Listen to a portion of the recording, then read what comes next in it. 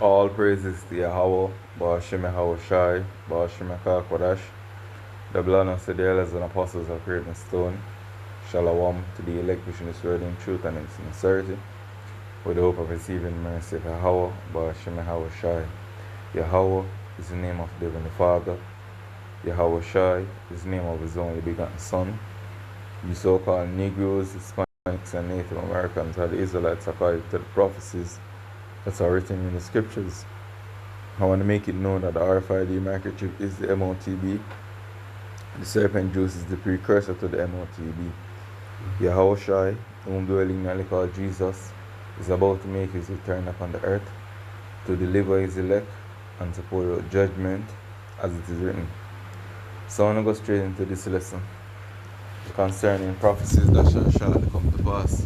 Right now we are in the time in which Yahweh Shai declared that he's about to visit the earth, because the disciples, when he was at the Mount of Olive,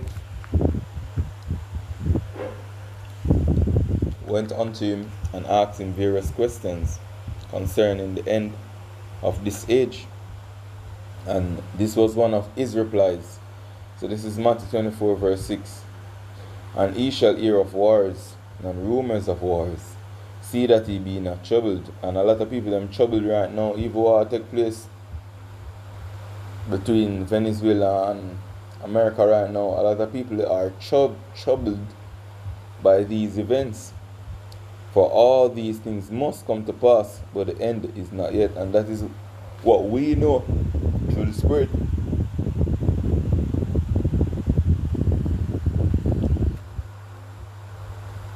We understand through prophecy that you have a major prophecy will come to pass before all hell break loose, which is the RFID market chip, which is the MOTB. That is the major sign left for all out chaos start spreading the streets. So verse 7, for nation shall rise against nation, and kingdom against kingdom, and there shall be famines and pestilence and earthquakes in diverse places. And this is what's transpiring now as we speak here. So verse 8 says, all these are the beginning of sorrows. So let's listen to this clip. Residents of Puerto Rico are saying that they're watching now a massive buildup of military forces. Everybody believes that the U.S. military is about to take the fight to Maduro, Nicolas Maduro of Venezuela. He has armed the population. He has brought in the military, and they have basically militarized the citizens under some sort of martial order, telling them that they are going to have to fight the entire U.S. government and any allies that we bring into this. We do see this building up into something a little bit bigger. This is a leaked footage from the residents of Puerto Rico.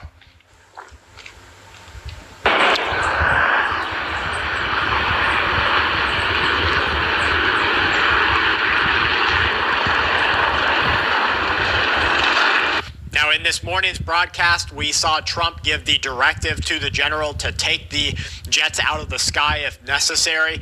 There was some footage that has reportedly been circulating the internet showing from the cockpit just how close they got to our military.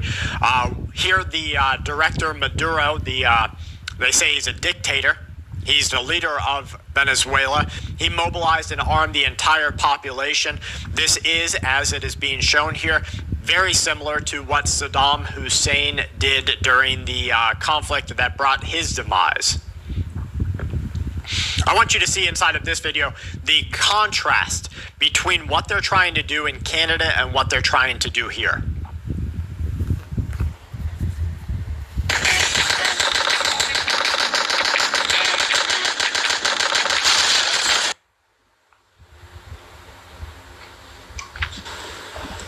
Not to take matters into the event that you find yourself the victim of a home invasion, we are urging citizens not to take matters into their own hands.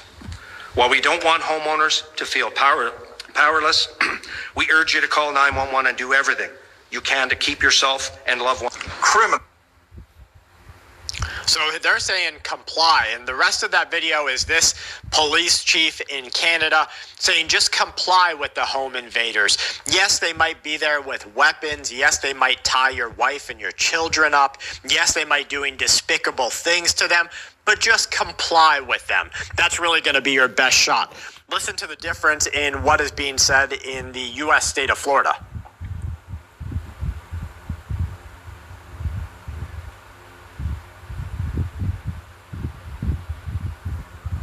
We need to wake the hell up right now. I mean, seriously, get our heads out of the sand. The New World Order is being rewritten in real time. President Putin, Xi Jinping this week in China, basically rebuilding the New World Order with the United States being pushed to the side.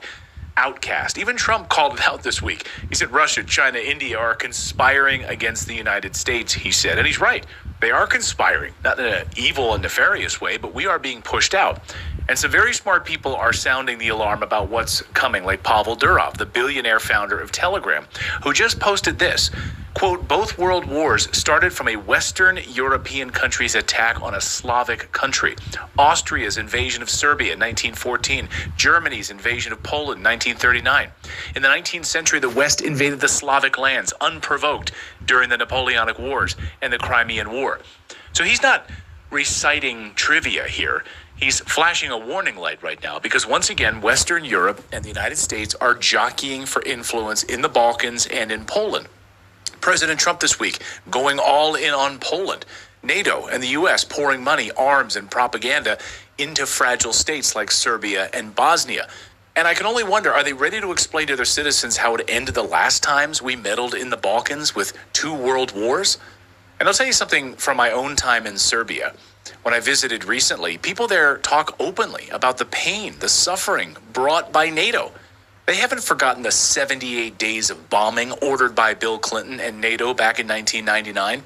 They remember huddling in their basements as NATO jets bombarded Belgrade and other parts of the country. Bill Clinton bombed the Chinese embassy on purpose, trying to send a clear message. This is our country to exert power over, not yours. And here in 2025, throughout Serbia, you can still see the bombed out buildings that stand as scars of that attack. It's a living memory for them, for the people I spoke to in Belgrade. They remember NATO's vicious attacks. Did your family talk about what happened in the late 90s here? Yes. Yeah. My dad was there in the war, and that's awful thing. So we're not so. It's very stressful for people here to talk too much about that. Yeah, they carry that trauma. As I say, as the scripture say, this is the beginning of sorrows, yo.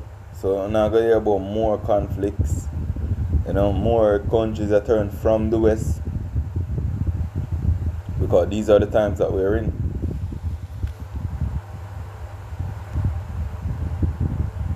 So this is 2 Ezra 16, verse 18. It says, the beginning of sorrows and great mourning, the beginning of famine and great death, the beginning of wars, and that's what is transpiring now, and the beginning of wars, and the powers shall stand in fear, the beginning of evils. What shall I do when these evils shall come? And a lot of people are going to come to that realization too late. They're going to ask that question a little too late, yo. Why not ask that question now? For us brothers in the truth, we can see the danger approaching, yo. We can see the evil times. We can see that we are in the beginning of sorrows. But people in the world, you so-called Negroes, Hispanics, and Native Americans, because I don't want just the people in the world for them to feel like all nations can be delivered. That's a lie. This is only for the nation of Israel.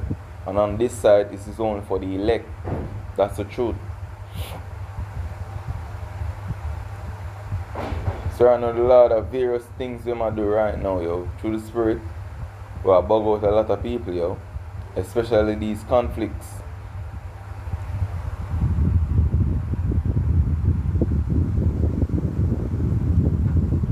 So you have more conflicts we're going to stir up to World War III, yo.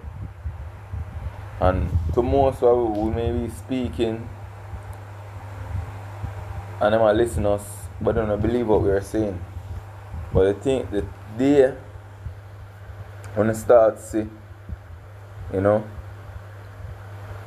you have to prepare due to the lack of bread for certain events, it will come to the realization that these men want to see out on the highways and byways that they took for granted. We want to see every week, Saturday, you know, out here in Jamaica, every Tuesday also.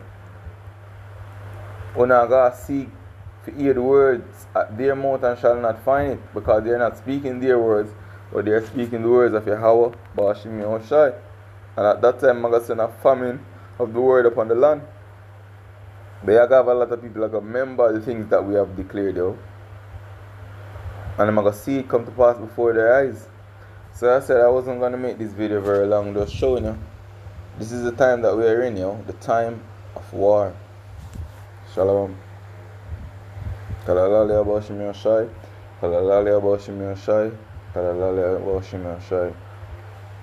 Shalom.